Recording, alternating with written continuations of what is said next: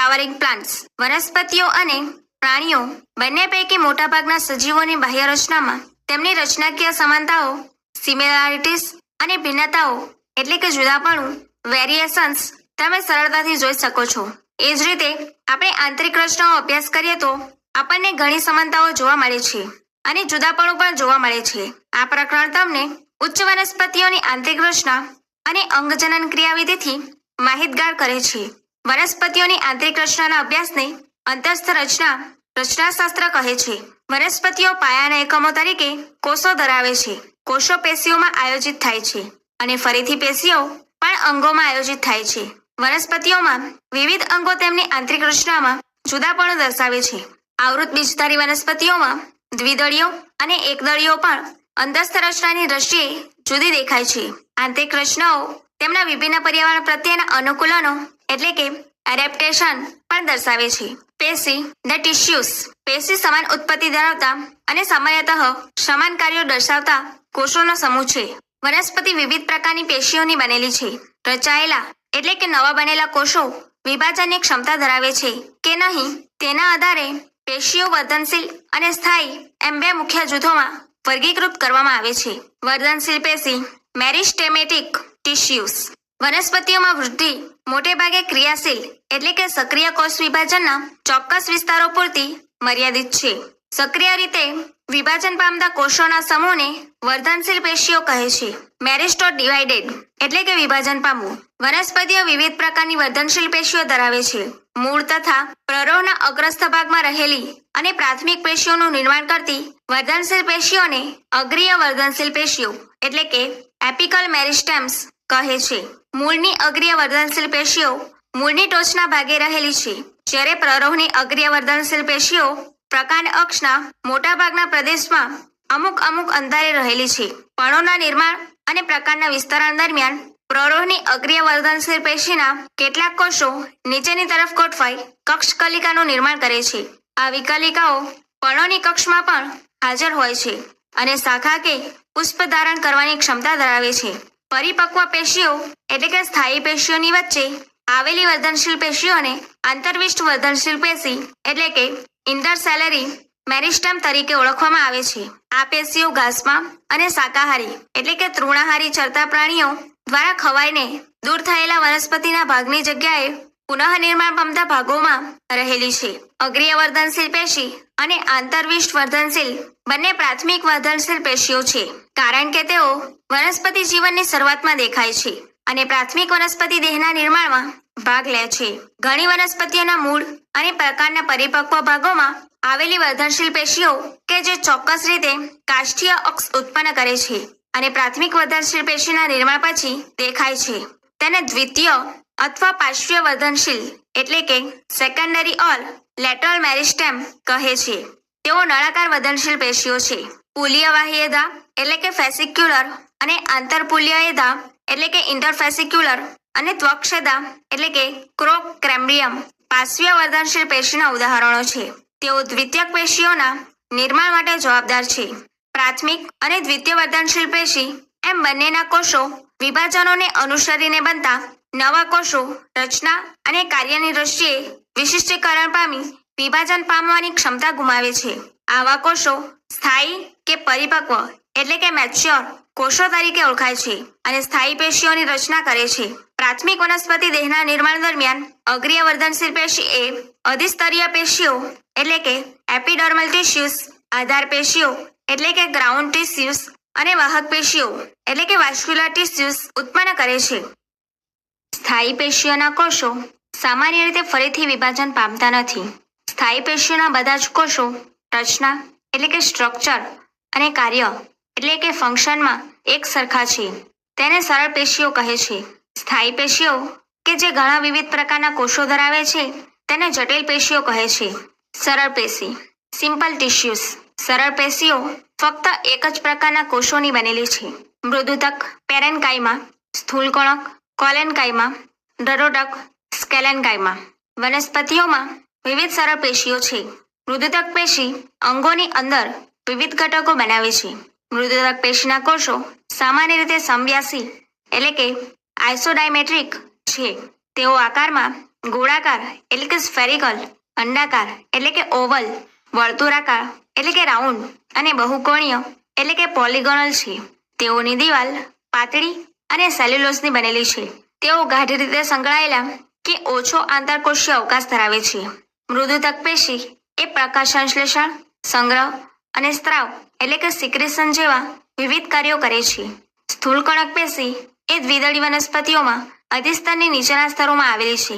તે એક સરખા સ્તરો કે ટુકડાઓ એટલે કે પેચીસમાં જોવા મળે છે. તે ખૂણાઓ પર ખૂબ જ સ્તુલન એટલે કે થિકનિંગ ધરાવતા કોષોની બનેલી છે, જે સેલ્યુલોઝ, હેમિસેલ્યુલોઝ અને પેક્ટિનની જમાવટ એટલે કે ડેસ્પોસિશન ને કારણે હોય છે. સ્થૂળ કણક કોષો અંડાકાર, વર્તુળાકાર કે બહુકણીય હોય છે અને ઘણીવાર હરિતકણો ધરાવે છે.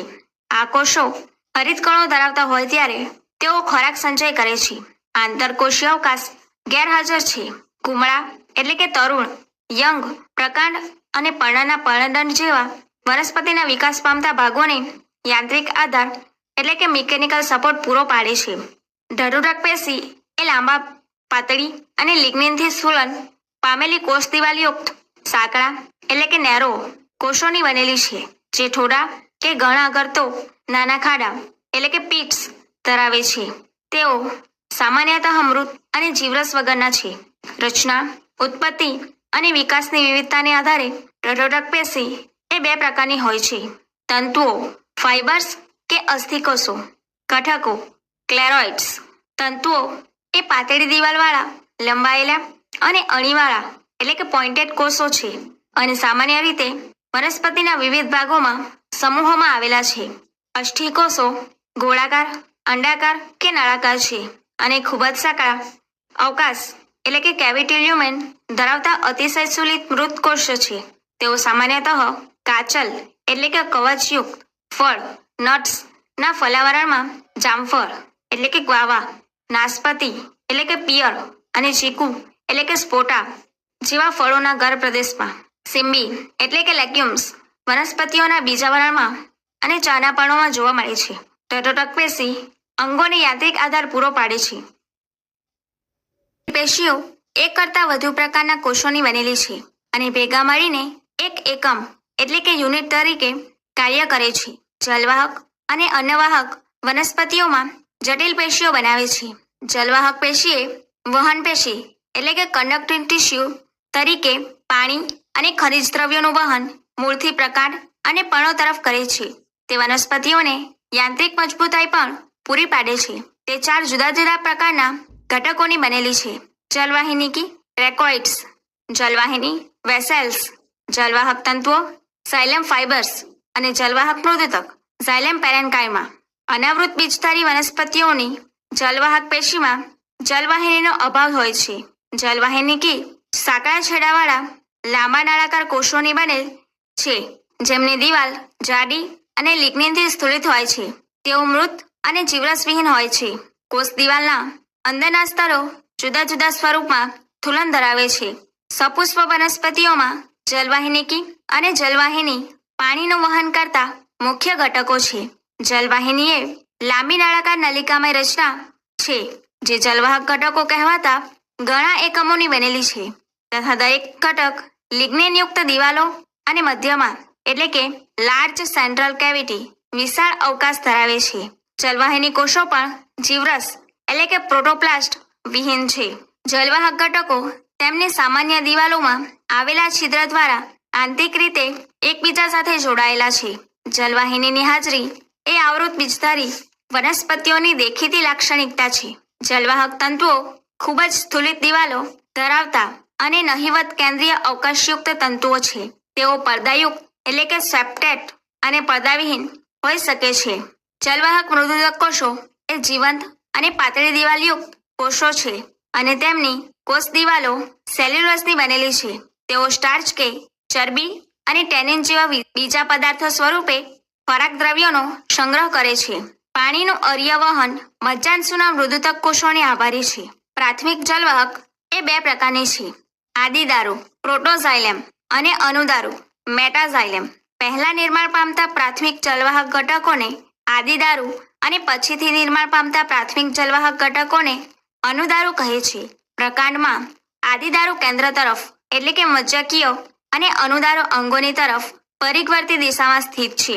આ પ્રકારની પ્રાથમિક જલવાહકને અંતરારંભી એટલે કે એડાર્ચ કહે છે. મૂળમાં આદિદારું પરિવર્તી દિશામાં અને અનુદારું કેન્દ્ર તરફ એટલે કે મજ્જકીય સ્થિત છે. આવા પ્રકારની પ્રાથમિક જલવાહકની ગોઠવણીને બહિરારંભી એટલે કે એક્સાર્ચ કહે છે.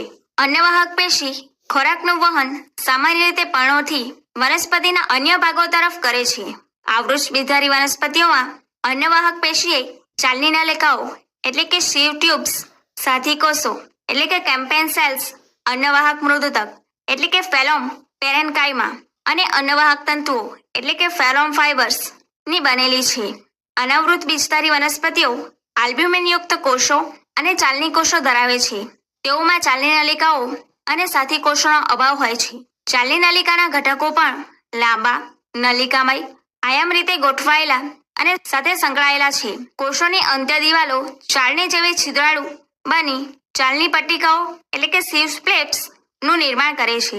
પુખ્ત ચાલની ઘટક એ પરિવર્તી કોષરસ અને મોટી રસ્તાની એટલે કે વેક્યુલ ધરાવે છે, પરંતુ તેમાં કોષ કેન્દ્રોનો અભાવ હોય છે. એ સાથી કોષોના કોષ કેન્દ્ર દ્વારા ચાલની નલિકાના કાર્યોનું નિયંત્રણ થાય છે. સાથી કોષો વિશિષ્ટીકરણ પામેલા મૃદુતક કોષો છે કે જેઓ ચાલની નલિકાના ઘટકો સાથે ગાઢ રીતે સંકળાયેલા છે. ચાલની નલિકા ઘટકો અને સાથી કોષો તેમની સામાન્ય આયામ દિવાલો એટલે કે લોંગિટ્યુડિનલ વોલ્સ વચ્ચે રહેલા ગળતી ક્ષેત્રો એટલે કે પીટ ફિલ્ડ્સ દ્વારા એકબીજા સાથે જોડાયેલ છે. સાથી કોષો એ ચાલની નલિકાઓમાં તાપ દબાણ ઢોળાંશ એટલે કે પ્રેશર ગ્રેડિયન્ટની જાળવણીમાં મદદરૂપ છે. અન્નવાહક મૃદુતક લાંબા, સાંકડા અને છેડાવાળા નળાકાર કોષો એટલે કે ટેપરિંગ સિન્ડ્રિકલ સેલ્સ કે જે ઘટકોષરસ અને કોષ કેન્દ્ર ધરાવે છે. તેઓની કોષ દિવાલ સેલ્યુલસની બનેલી છે અને તેમાં એટલે કે કોષ દિવાલમાં આવેલા ગર્તમાંથી પસાર થતા કોષરસ તંતુ દ્વારા કોષ વચ્ચે સંપર્ક જળવાય છે. અન્નવાહક મૃદુતક એ પોષક પદાર્થો તેમજ રાળ, રેસિન્સ, ક્ષીર, લેટેક્સ અને શ્લેષ્મ મ્યુસિલેસ જેવા અન્ય પદાર્થોનો સંગ્રહ કરે છે. અન્નવાહક મૃદુતક મોટાભાગની એકદળી વનસ્પતિઓમાં ગેરહાજર હોય છે. અન્નવાહક તંતુઓ એટલે કે રસવાહિની તંતુઓ તટોટક કોષોના બનેલા છે. તેઓ સામાન્ય રીતે પ્રાથમિક અન્નવાહકમાં ગેરહાજર પરંતુ દ્વિતીયક અન્નવાહકમાં હાજર જોવા મળે છે.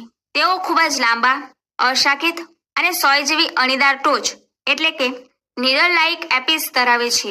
અન્નવાહક તંતુઓની કોષ દિવાલ તદ્દન જાડી છે.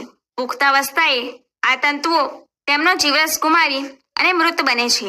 શણ, જૂન, અળસી, ફ્લેક્સ અને ભાંગ હેલ્પ ના અન્નવાહક તંતુઓ વ્યાવસાયિક રીતે ઉપયોગી છે. પ્રથમ નિર્માણ પામતી પ્રાથમિક અન્નવાહક એ સાંકડી ચાલની નલિકાઓની બનેલી છે અને તે આદિ અન્નવાહક એટલે કે આદિ રસવાહિની પ્રોટોફેલોમ તરીકે ઓળખાય છે. તથા પછીથી નિર્માણ પામતી પ્રાથમિક અન્નવાહક એ મોટી ચાલની નલિકાઓ ધરાવે છે અને તે અનુ અન્નવાહક એટલે કે અનુરસવાહિની મેટાફેલોમ તરીકે ઓળખાય છે.